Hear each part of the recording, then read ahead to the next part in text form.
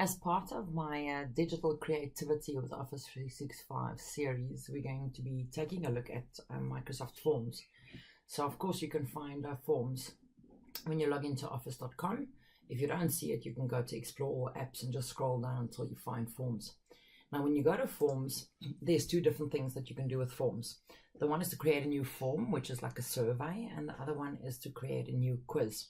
A quiz, of course, is where you can add the specific answer that they need to select, and then of course add scoring or a value to that answer as well.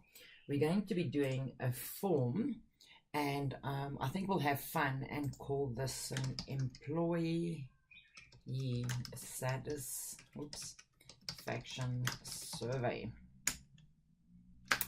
And hi there, thanks for taking the time. We appreciate your feedback.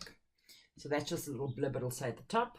I can go insert a little icon on this as well. So let's take a look at choosing a call. There's got to be a little square image, of course. So there we go. I've selected a little Captain America thing there. And then we can start looking at questions. So this is very, very interesting, and this is typical of Office 365. This is brand new. I honestly have not seen this before. So this is a pretty cool thing to actually add. It's obviously picked up these questions based on the name of my survey, which is Employee Satisfaction Survey. I'm super impressed by this.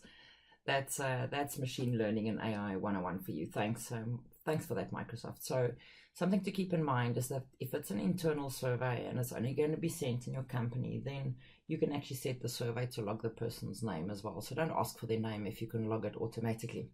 So of course there's some options here of different things that you can do. So let's look at the type of fields we can have, and we'll just run through the different fields and use them as examples. So I can say, I don't know, I always say that people in certain age groups are more disgruntled, so I'm always interested to know what age group they fall in. Again, you can get these details from HR, and this is just an example. So, so what is your age group? Okay, and I can say, let's say no one at the company works there if they're younger than 18, so I can say 18 to 21, and then I can go 22 to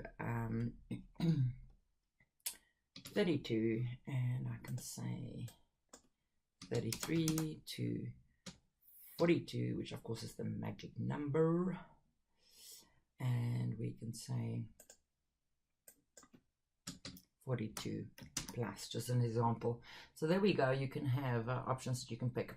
You can also of course say multiple answers. So for example, I can say what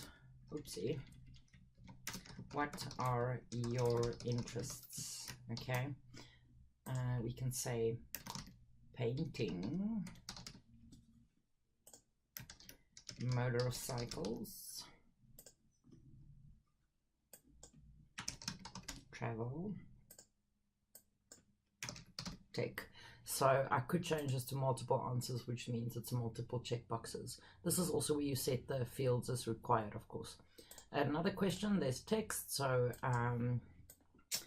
this would be single line of text or long answer. So I can just say general feedback to make the company a better place to work at.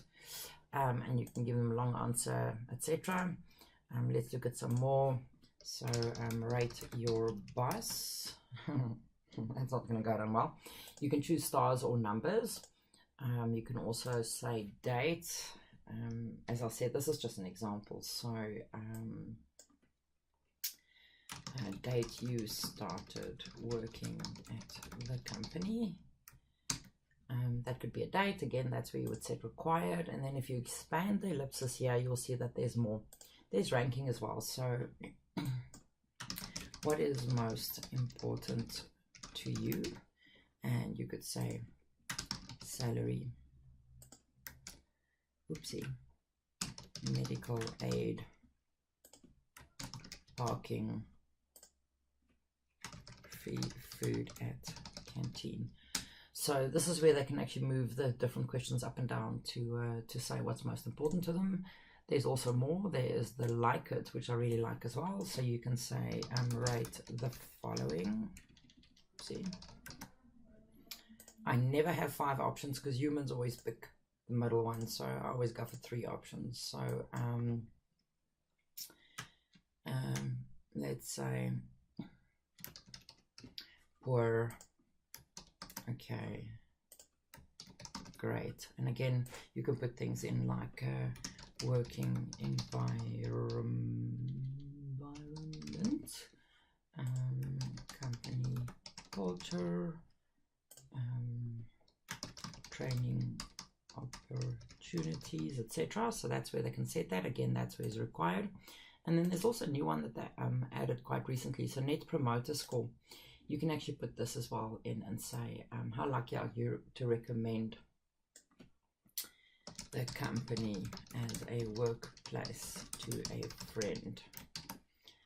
Not at all likely. And of course, you can change the text at all as well. So 10, extremely likely.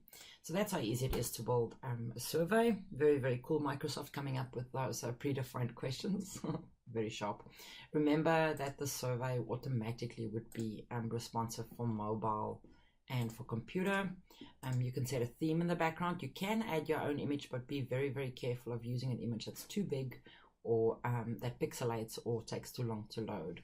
So let's just take a cool little picture there.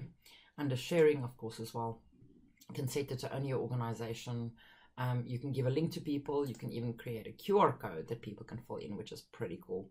You can embed it into a website. You can send it out as email. And then there's some further ones here, which is cool. There's branching logic as well. So, for example, we can say that if you're 42 plus, we'll skip the interests. And I'm just joking because I'm 44, so I'm not stepping on any toes. So there we go. And then there's settings as well. And under settings, you can also say people should record the name. You only allow 1 response per person, automatically accept responses. You can set a start and end date for this to be open and closed. You can shuffle the questions, customize your thank you message, of course. So pretty cool, the forms. And look how cool that is. You thought you couldn't build something this pretty. And of course, it's also available on mobile. So there you can see mobile. And remember that any responses that gets captured will show you in a very nice graphical layout to show and the averages. So very cool thing. Let's catch up soon and see how we can help you be and build those creative skills in Office 365.